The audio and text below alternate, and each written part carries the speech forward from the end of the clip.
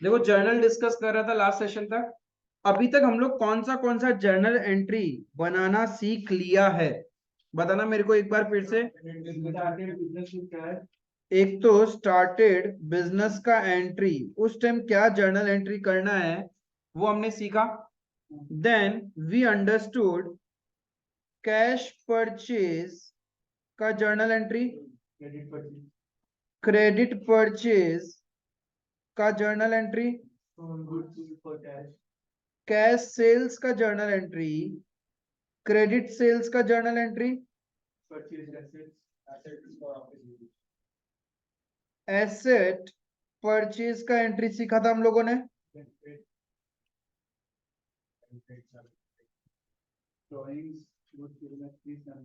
Expenses paid का entry हम लोग सीख चुके, राइट। देन ड्राइंग्स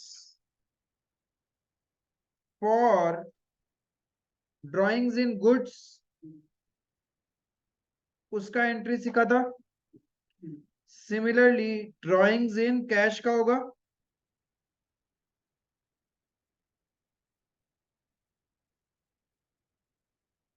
फिर आपने advertisement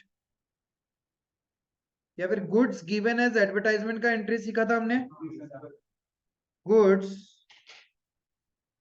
distributed as free sample, ये क्या था। Next collection from debtor, debtor जब पैसा देता है तो वो अकाउंटिंग एंट्री क्या था। बेड डेट्स का अकाउंटिंग एंट्री किया था। परचेज रिटर्न का अकाउंटिंग हो गया। सेल्स रिटर्न किया था क्या, नहीं किया हमने। ठीक है, अभी तक हमने इतना अकाउंटिंग एंट्रीज किया है, राइट। इसमें कोई डाउट आप लोग को। और लास्ट में जो कोई टोटल करता था उसकी तरह है, क्या चीज का टोटल करता था ये, वो नहीं चाहिए, कोई बात नहीं। मतलब। ठीक है, आज देखो हम लोग 4 नया जर्नल एंट्री और सीखते हैं ताकि आप लोग और ट्रांजेक्शन अच्छे से कर पाएगा। Sales return, discount allowed, discount received, depreciation, ये 4 एंट्री अपन को सीखना है। सेल्स रिटर्न क्या होता है, जो गुड्स हमने सेल्स किया है वो यदि हमारे पास रिटर्न आ रहा है तो उसको हम लोग बोलते हैं सेल्स रिटर्न। ठीक है, फिर से एक बार कर लेता है। अब सेल्स कैश में भी हो सकता है और क्रेडिट में भी हो सकता है ना। Cells can be for cash and can be for credit. If आपने कैश में सेल्स किया और वो गुड्स रिटर्न आ रहा है आपके पास में, सपोज आपके पास एक कस्टमर आया आपके शॉप से, उसने 500 रुपए का सामान खरीदा, 500 रुपए दिए और आपने उसको क्या किया, गुड्स दे दिया। अब वो आता है और बोलता है भैया इसमें तो डिफेक्ट है, छेद है या कुछ ना कुछ प्रॉब्लम है, वो रिटर्न करके चला जाता है, तो तुम लोग क्या करेगा, उसको तुरंत वापस कैश रिटर्न कर देगा ना, राइट। तो जब रिटर्न होगा, कैश सेल्स है और कैश सेल्स रिटर्न होगा हमारा, तो what will be the journal entry, sales return. एक तरह से मैं बोल सकता हूं मेरा इनकम वापस कम हो रहा है, तो इनकम जब कम होता है तो अपन को क्या करना है, डेबिट। तो यहाँ इनकम कम हो रहा है, उसको हम लोग सेल्स नहीं बोल के हम लोग क्या बोलते हैं, sales return account debit. And cash वापस देना पड़ेगा, cash is an asset, asset कम होगा तो क्या करेंगे, क्रेडिट टू कैश अकाउंट। क्या चीज, यस। अब वही चीज सेम क्रेडिट सेल्स में होता है। जब क्रेडिट सेल्स मेरा रिटर्न हो जाएगा तो सेम मेरा क्या होगा, इनकम कम हो रहा है, इनकम कम होने से आप लोग क्या करोगे, डेबिट करोगे। तो sales return account debit. And जिस बंदे से पैसा लेना था वो एसेट था तुम्हारे लिए, अब तो वो देगा नहीं, तो टू डेटर अकाउंट।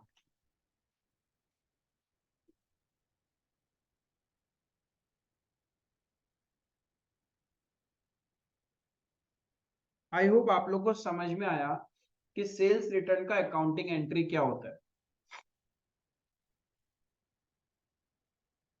क्लियर है ये चीज? हमने जब बेसिक क्लासेस पढ़ा था तो हमने पढ़ा था कि डिस्काउंट दो तरह का होता है। One is trade discount, another one is cash discount. Accounting किसका होता है?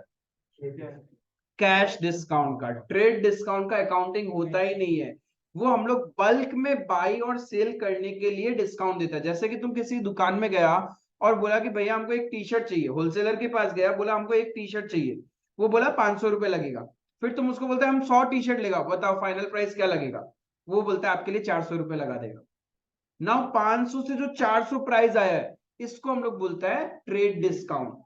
अब जो आपका बिल बनेगा वो किस प्राइस से बनेगा? 400 से, तो उसका हम लोग अकाउंटिंग करेगा, राइट? तुम्हारे लिए परचेज प्राइस हो गया 400। अब वो बोलता है भैया इमीडिएटली हम बोलो सारा का सारा आपको पैसा दे दे। नॉर्मली तो हम क्रेडिट में लेके जाने वाला था, 1 महीना बाद देता। यदि हम तुरंत अभी सारा पैसा दे दे तो कोई फायदा है क्या? बोलता है तुमको हम एक्स्ट्रा 5% का और डिस्काउंट देगा। तो that 5% discount is a cash discount. For you it is an income, क्योंकि तुमको डिस्काउंट मिल रहा है, और जो बंदा डिस्काउंट दे रहा है उसके लिए क्या है? एक्सपेंस। क्लियर है ये चीज?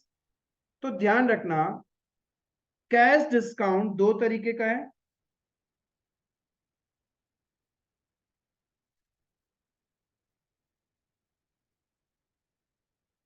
एक होता है डिस्काउंट अलाउड, और एक होगा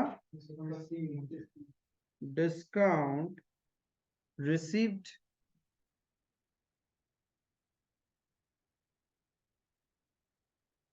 जब भी आप किसी को डिस्काउंट देते हो it's an expense for you. तो एक्सपेंस बढ़ेगा तो क्या करना है? डेबिट।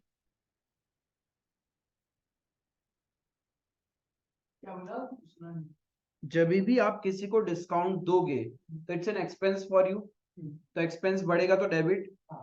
ठीक है, हम किसको डिस्काउंट देते हैं? हम डेटर को डिस्काउंट देते हैं या क्रेडिटर को डिस्काउंट देते हैं? बिजनेस के पॉइंट ऑफ व्यू से सोचना, यू आर द बिजनेस। आप अपने बिजनेस में डेटर को डिस्काउंट दोगे या क्रेडिटर को डिस्काउंट दोगे? डेटर। जिससे पैसा मिलना है आप तो उसको डिस्काउंट दोगे ना। ऐसा होगा क्या कि किसी को पेमेंट करना है 10,000, जा भाई तेरे को 9,000 दिया, ऐश कर।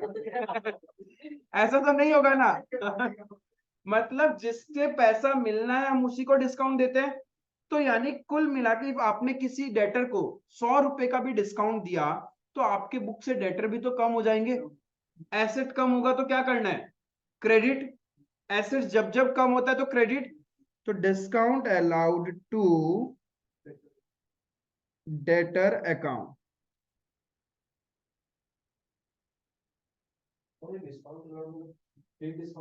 नहीं, कैश डिस्काउंट। ट्रेड डिस्काउंट का अकाउंटिंग होता ही नहीं है। एक डिस्काउंट अलाउड होता है और एक डिस्काउंट रिसीव्ड होता है। तुमने फॉर्म में किसी को डिस्काउंट दिया है तो वो खर्चा, और तुमको डिस्काउंट मिला है तो तुम्हारे लिए वो इनकम हो जाएगा। अब बताओ हमें डिस्काउंट किससे मिलता है? क्रेडिटर से, जिसको हम लोग को पे करना है।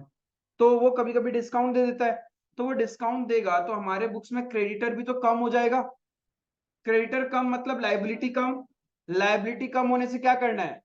Debit. Yes, creditor account debit. Discount received income है, it's an income for you. तो इनकम बढ़ेगा तो क्रेडिट। तो to discount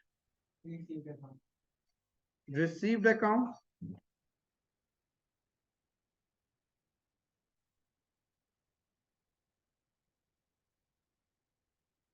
discount received from creditor. समझ में आया?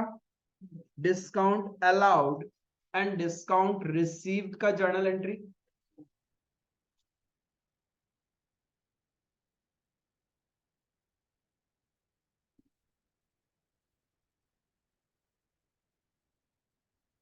क्लियर है यहां तक? What do you mean by depreciation? Decrease in the value of tangible asset is known as depreciation. यानी एसेट का वैल्यू कम हो रहा है। बताओ धंधे के लिए अच्छी बात है या बुरी बात है? एक्सपेंस है, तो डेप्रिसिएशन एक तरह से एक्सपेंस होता है। It is a cash expense और a non cash expense. Non cash, इससे धंधे से कोई पैसा तो जाता नहीं है, तो it is a non cash expense. तो इसका जर्नल एंट्री क्या होगा? एक्सपेंस है तो एक्सपेंस बढ़ रहा है तो क्या करोगे? डेबिट। तो इस एक्सपेंस का नाम क्या होगा? बिजनेस से पैसा जा रहा है क्या? तो नॉन कैश है। एसेट का वैल्यू कम हो रहा है ना, टू एसेट्स अकाउंट, क्योंकि एसेट्स रिड्यूस होने से हम लोग क्या करता है? क्रेडिट। तो to assets account, asset depreciated.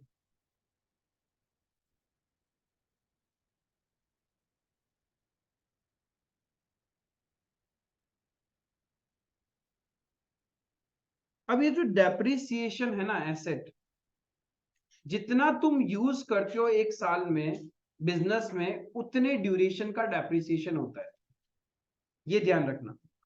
Suppose example, 1st of October 23, machinery purchased rupees 1 lakh.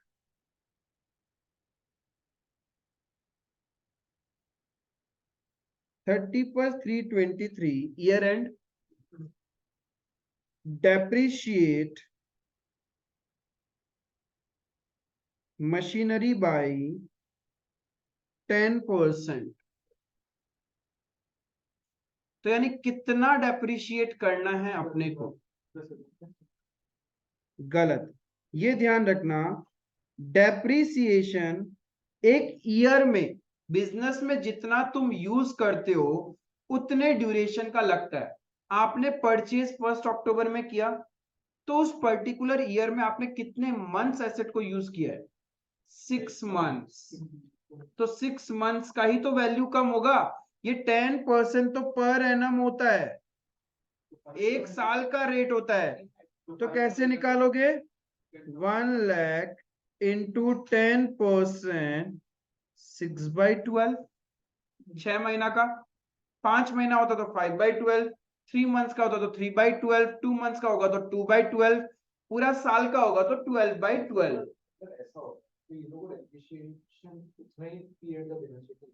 क्यों देगा? तो फिर आप क्या करोगे? हाँ,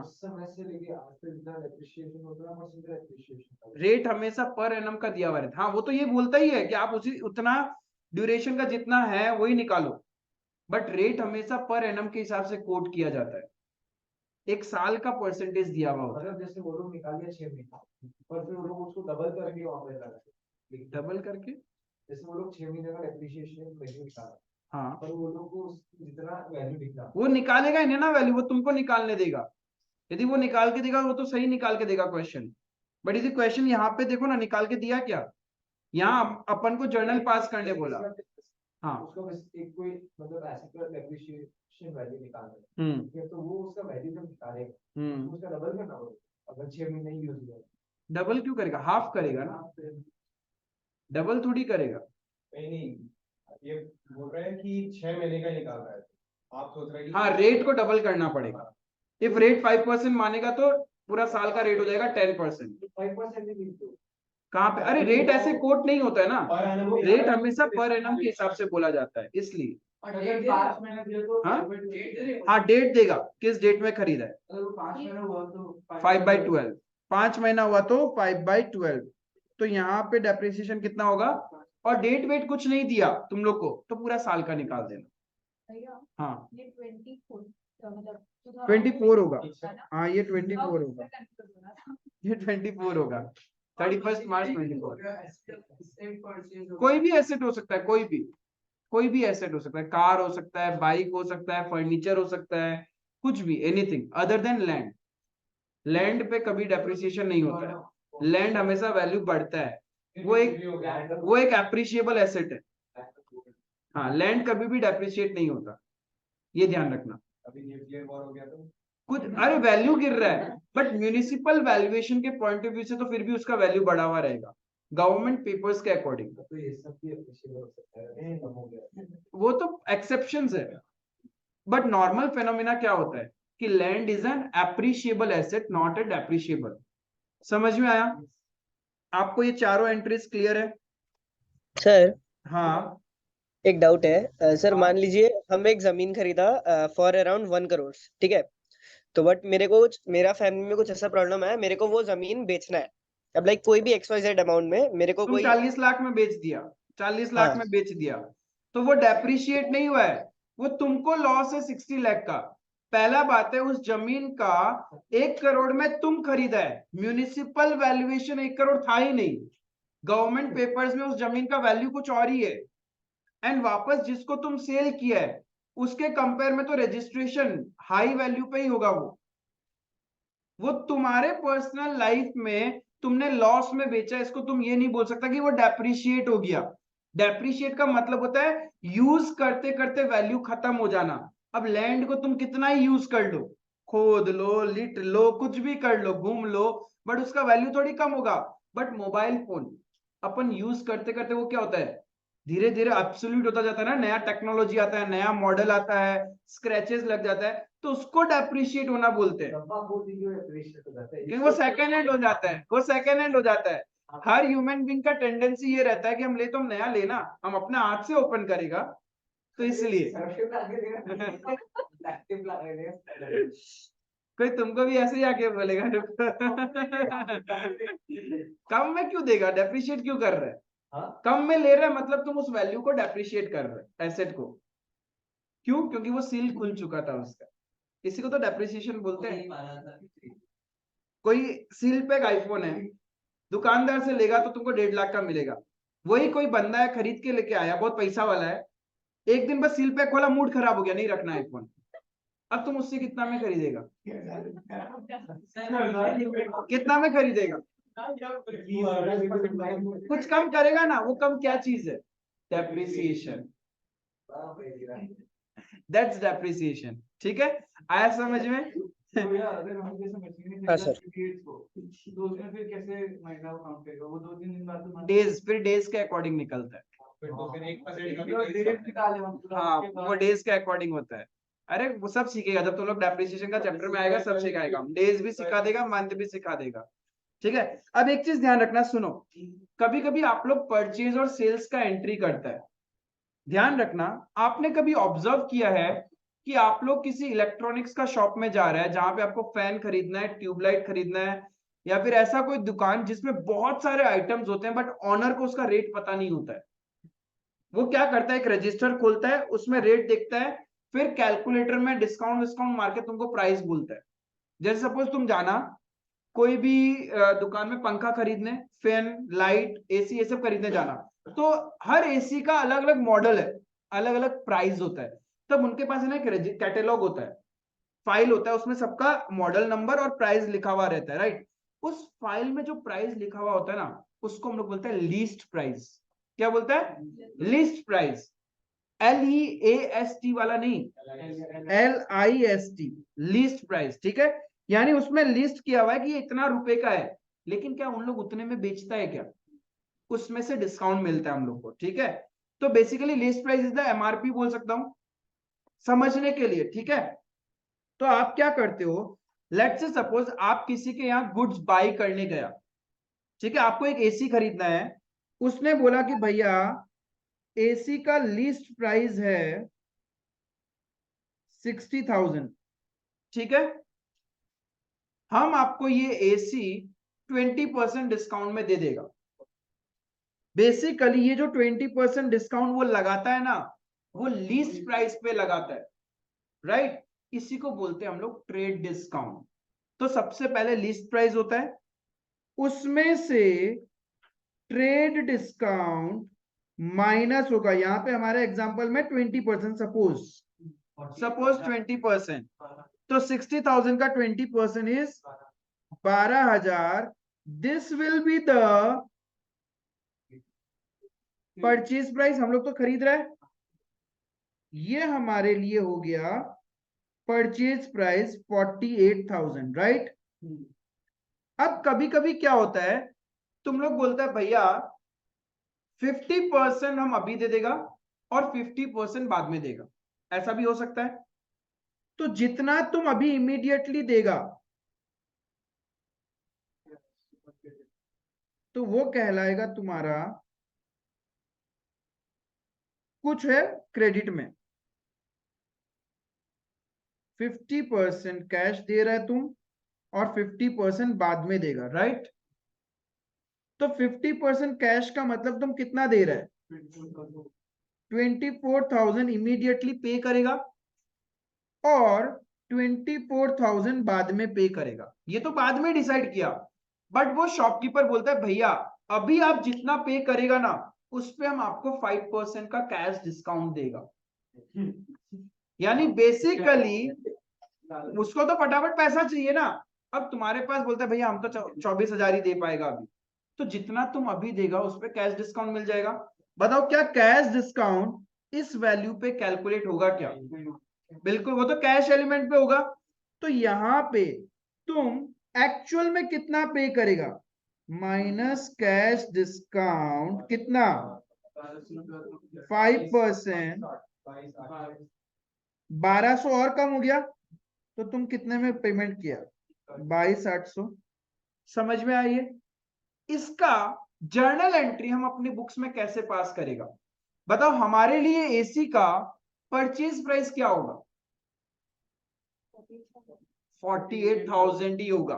परचेज प्राइस बिल तो उतने से ही बना है ना। तो suppose we are AC dealers, तो हम हमारे बुक्स में एसी हमारे लिए गुड्स हो गया, तो क्या एंट्री करेंगे, बिकॉज गुड्स खरीद रहे हो तो इट्स एन एक्सपेंस, एक्सपेंस बढ़ेगा तो डेबिट होगा, कितने से, 48,000, राइट। हम लोग खरीद रहे हैं, हाँ खरीद रहे, इसलिए परचेज प्राइस लिखा ना, ठीक है। अब इसमें से कुछ पेमेंट इमीडिएटली कर दिया, जितना कर दिया तो कैश गया, यानी एसेट कम हो रहा है, तो एसेट कम हो रहा है तो क्रेडिट होगा, yes this compound journal entry. तो कैश कितना गया, 22,800 का कैश गया था, राइट। कुछ पैसा देना बाकी है तो लाइबिलिटी बढ़ जाएगा, यहां क्रेडिटर बढ़ जाएगा, मेरा नाम नहीं है तो मैं जस्ट लिख रहा हूं क्रेडिटर अकाउंट, कितने से, 24,000, और जो डिस्काउंट मिला है वो तुम्हारे लिए इनकम है, इनकम बढ़ेगा तो क्या होगा, क्रेडिट होगा ना। To discount received account 1200, yes ये कंपाउंड एंट्री। समझ में आया? डुअल एस्पेक्ट कंसेप्ट क्या बोलता है, जितने से डेबिट होगा उतना ही क्रेडिट होना पड़ेगा ना। being goods purchased for cash and credit, और भी बढ़ा सकते थे, discount received at the rate 5%, बहुत कुछ लिख सकते थे, तो नरेशन बढ़ने में बढ़ सकता था। आया समझ में?